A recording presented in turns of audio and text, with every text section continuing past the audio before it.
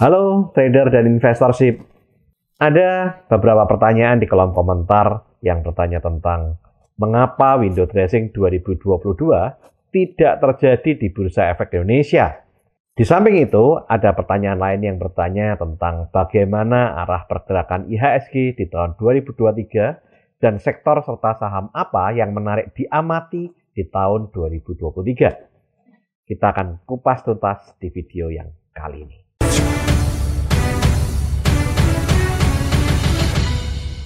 Tahun 2022, untuk pertama kalinya dalam 21 tahun, IHSG tidak mengalami window dressing. IHSG merah di bulan Desember terakhir kali terjadi di tahun 2000. Dan sejak tahun 2001 hingga 2021, IHSG selalu hijau di bulan Desember. Mengapa Santa Claus tidak datang di Bursa Efek Indonesia pada bulan Desember 2022? Menurut analisa saya, ada 3 faktor yang membuat tidak terjadinya window dressing pada bulan Desember 2022. Yang pertama, karena adanya Piala Dunia Sepak Bola pada bulan Desember 2022. Biasanya, Piala Dunia Sepak Bola itu digelar di bulan Juni atau Juli. Tetapi khusus di tahun 2022, diadakan di bulan Desember. Dari data historical, setiap kali terjadi Piala Dunia, pasar saham di seluruh dunia pasti sepi dan likuiditasnya turun. Hal ini juga terjadi pada bulan Desember 2022. Faktor yang kedua, kebijakan The Fed dalam menangani inflasi tinggi di Amerika yang hawkish atau agresif menaikkan suku bunga, dan dinilai kebijakan itu masih akan dipertahankan di tahun 2023, membuat banyak investor melakukan wait and see. Faktor yang ketiga, dibukanya lockdown dari kebijakan zero COVID di Cina. Hal ini membuat terjadinya capital outflow atau dana asing keluar dari Bursa Efek Indonesia menuju Bursa Efek Hong Kong Hang Seng yang sudah mengalami koreksi yang dalam panjang tahun 2022. Dan dinilai oleh fund manager, banyak saham-saham di Hong Kong yang harganya dinilai terlalu murah valuasinya.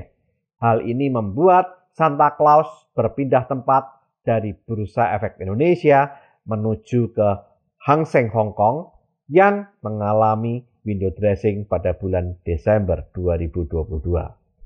Dana asing tercatat keluar atau capital outflow dari Bursa Efek Indonesia sebesar 1,61 miliar US dollar atau 25,1 triliun rupiah selama bulan November 2022 hingga 12 Januari 2023. Hal ini membuat modal asing yang masuk ke Bursa Efek Indonesia atau capital inflow sebesar 4 miliar US dollar selama Januari sampai dengan Oktober 2022 tersisa hanya menjadi sebesar 2,39 miliar US dollar sepanjang tahun 2022. Hal ini membuat indeks harga saham gabungan Bursa Efek Indonesia turun di bulan Desember 2022 sampai dengan awal Januari 2023 yang membuat window dressing 2022 menjadi batal di Indonesia. Bagaimana arah pergerakan IHSG di tahun 2023? Secara makroekonomi internasional, yang pertama, kondisi global masih dihantui dengan perlambatan ekonomi global dan perang Rusia-Ukraina yang masih belum kunjung berakhir. Hal ini membuat market mengalami gonjang-ganjing, bahkan cenderung resah karena kekhawatiran resesi terjadi di beberapa negara termasuk di Eropa dan di Amerika. Yang kedua, Cina dikhawatirkan juga mengalami pelambatan ekonomi. Tetapi kabar baik datang pada bulan Desember 2022 di Cina, di mana Cina sudah mulai melonggarkan kebijakan zero COVID pada tanggal 7 Desember 2022. Sehingga kebijakan ini diharapkan bisa membuat ekonomi Cina bisa mulai menggeliat kembali. Dan diharapkan bisa mengurangi dampak dari resesi global. Dengan kondisi ekonomi global yang masih tidak menentu di tahun 2023, kita sebagai investor harus jeli melihat kondisi makroekonomi internasional untuk melakukan langkah-langkah dalam berinvestasi di tahun 2023. Sekarang kita tinjau secara makroekonomi nasional. Berdasarkan data kuartal ketiga tahun 2022, menunjukkan ekonomi Indonesia masih mengalami pertumbuhan yang signifikan, yaitu sebesar 5,72%, lebih tinggi dari kuartal pertama dan kuartal kedua tahun 2022. Di video saya berjudul 2023 Indonesia Tidak Resesi, saya mengulas tentang beberapa data yang menunjukkan bahwa Indonesia hanya mengalami pelambatan ekonomi, bukan resesi. Sementara itu, secara teknikal pergerakan harga saham ada hal yang sedikit mengkhawatirkan. Yang pertama, IHSG breakout dari pergerakan uptrend sejak Maret 2020, baik di chart daily, weekly, maupun monthly. Yang kedua, IHSG terjadi pola double top antara 7355 yang terbentuk di bulan April 2022 dan 7377 di bulan September 2022. Dari kondisi makroekonomi internasional, makroekonomi nasional, dan teknikal pergerakan harga saham, ada 3 kemungkinan skenario yang mungkin akan terjadi di tahun 2023. Skenario pertama, sampai video ini dibuat pertengahan bulan Januari 2023, IHSG masih mampu bertahan di support 6480 sampai 6550 yang terbentuk mulai Oktober 2021 dan lolos uji di bulan Mei 2022 dan bulan Juli 2022. Sehingga kita masih bisa berharap IHSG bergerak sideways di antara 6.500 sampai dengan 7.377. Dan jika ternyata kondisi makroekonomi internasional dan atau nasional ternyata lebih baik dari perkiraan atau ada kebijakan tertentu yang membuat perkembangan positif yang mengakibatkan market optimis dan terjadi perubahan pergerakan arah pasar, hal ini bisa merubah tren menjadi bullish sehingga membuat resisten 7377 tertembus dan akan membuat IHSG all time high dan menuju resisten berikutnya antara 7.800 sampai dengan 8.250.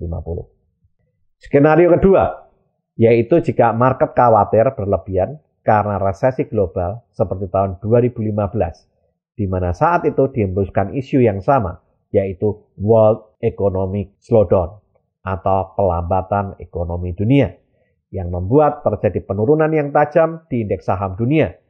Hal ini bisa menyebabkan support 6.480 tertembus. Kemungkinan kalau itu tertembus, IHSG bisa menuju support berikutnya di 5.550 sampai 5.800. Jika terjadi skenario ini, Anda bisa beli saham blue chip dengan harga diskon karena berarti terjadi big sale di tahun 2023. Ini merupakan peluang emas mendapatkan saham blue chip dengan harga diskon besar. Biasanya saat terjadi market crash akan ada kebijakan atau stimulus ekonomi yang membuat ekonomi berubah arah dan membuat market optimis dan terjadi perubahan pergerakan arah pasar menjadi bullish. Sehingga bisa saja membuat resisten 7377 tertembus dan akan membuat IHSG all time high dan menuju resisten berikutnya antara 7.800 sampai dengan 8.250. Skenario ketiga adalah merupakan skenario yang terburuk, yaitu jika market panic selling karena resesi global. Hal ini bisa memicu rupiah terpuruk sehingga memicu terjadinya imported inflation yang membuat dana asing keluar besar-besaran dan terjadi panic selling yang membuat support 5.550 tertembus. Jika support 5.550 tertembus, kemungkinan IHSG bisa menuju support berikutnya di 4.750 sampai 5.000 yang merupakan support terakhir grafik uptrend jangka panjang yang terbentuk sejak krisis global subprime mortgage tahun 2008. Jika terjadi skenario ini, maka Anda bisa mempersiapkan ember dan baskom untuk menampung saham blue chip, karena berarti akan ada super big sale di tahun 2023. Ini merupakan peluang emas mendapatkan saham blue chip dengan harga diskon super besar seperti tahun 2008. Biasanya saat terjadi market crash besar akan ada kebijakan atau stimulus ekonomi super yang membuat ekonomi bergairah, berubah arah, dan membuat market optimis dan terjadi perubahan pergerakan arah pasar secara cepat dengan membentuk V-chart seperti saat terjadi krisis besar tahun 1998 dan 2028 dan akan menjadi tren bullish jangka panjang selama beberapa tahun. Sehingga jika resisten 7377 tertembus akan membuat IHSG all time high ke arah 10.000. Dari 3 skenario ini, kalau dilihat dari kondisi makroekonomi nasional Indonesia saat ini, saya melihat kemungkinan akan terjadi skenario yang pertama. Dan kalaupun kondisi jelek sampai market crash, akan terjadi skenario kedua. Skenario ketiga kemungkinan terjadinya lebih kecil karena makroekonomi Indonesia menurut data tidak terjadi resesi. Untuk lebih jelasnya, lihat video saya berjudul 2023 Indonesia tidak resesi, data berbicara. Optimis itu harus, waspada itu wajib. Apa saham dan sektor pilihan yang bisa kita amati dan kita beli saat terjadi koreksi atau saat terjadi pembalikan arah atau saat pola uptrend terbentuk di tahun 2023? Yang pertama saham Telkom yang saat ini sedang mengalami diskon. Telkom mengalami peningkatan pendapatan 2,67% menjadi 108,8 triliun hingga akhir kuartal ketiga tahun 2022, meningkat dibandingkan kuartal ketiga tahun 2021. Tetapi Telkom mencatatkan penurunan laba bersih menjadi 16,5 triliun, turun 12,14% dibandingkan kuartal ketiga tahun 2021 yang sebesar 18,8 triliun. Hal ini terjadi karena adanya kerugian yang belum direalisasi dari perubahan nilai wajar atas investasi saham Gotoh, yaitu senilai 3,08 triliun dalam laba rugi konsolidasian. Tetapi ada kabar baik, yaitu bocoran dividen yang akan dibagikan Telkom tahun 2023 kemungkinan besar akan naik. Karena dividen payout ratio Telkom tetap akan dijaga di rentang 60-85% dari laba bersih. Meskipun Telkom mencatatkan adanya unrealized loss di saham Gotoh. Sehingga dengan penurunan harga Telkom saat ini yang berada di kisaran 3.600 sampai 3.800 merupakan diskon untuk investasi jangka menengah panjang untuk saham Telkom. Yang kedua, yaitu sektor banking, terutama 4 big bank, yaitu BBRI, BMRI, BBNI, dan BBCA. Kenaikan BI 7-day reverse repo rate menguntungkan saham sektor perbankan, karena kenaikan suku bunga akan diiringi juga dengan kenaikan suku bunga pinjaman bank yang akan meningkatkan margin bunga bersih atau net interest margin dari saham perbankan yang akan meningkatkan laba bersih emiten perbankan. Dengan catatan, kenaikan suku bunga yang terkontrol dalam kisaran 1-3% akan menguntungkan buat saham perbankan karena akan meningkatkan net interest margin atau NIM. Tetapi jika peningkatan suku bunga tidak terkontrol menjadi double digit, bisa berbahaya buat emiten perbankan karena akan meningkatkan NPL atau non-performing loan atau kredit macet. Yang ketiga, dengan terjadinya penurunan harga energi membuat saham-saham yang menggunakan banyak energi dan harganya tertekan dan terkoreksi karena kenaikan harga energi di tahun 2022 bisa bernafas sedikit lega seperti industri semen, yaitu SMGR, INTP, dan sektor basic material yang lain. Yang keempat, apalagi dengan adanya pembangunan IKN, Ibu Kota Nusantara, membuat kebutuhan semen, baja, keramik juga akan meningkat.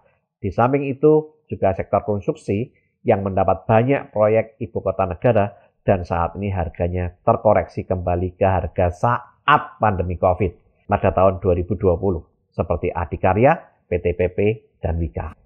Yang kelima, consumer good. Dengan adanya permintaan yang meningkat setelah pandemi COVID-19 dan mulai turunnya harga energi dan harga bahan baku membuat sektor consumer good seperti Indofood, ICBP, dan Unilever bisa diamati. Video ini dibuat untuk keperluan edukasi, bukan ajakan untuk membeli ataupun menjual saham. Jika Anda membeli atau menjual saham karena melihat video ini, segala keuntungan ataupun kerugian merupakan tanggung jawab Anda pribadi. Disclaimer on. Oke, lakukan terus saving, investing, protecting agar hidup Anda makin sip. Saya, Tony Hermawan Adikarya, sampai jumpa di puncak kemakmuran.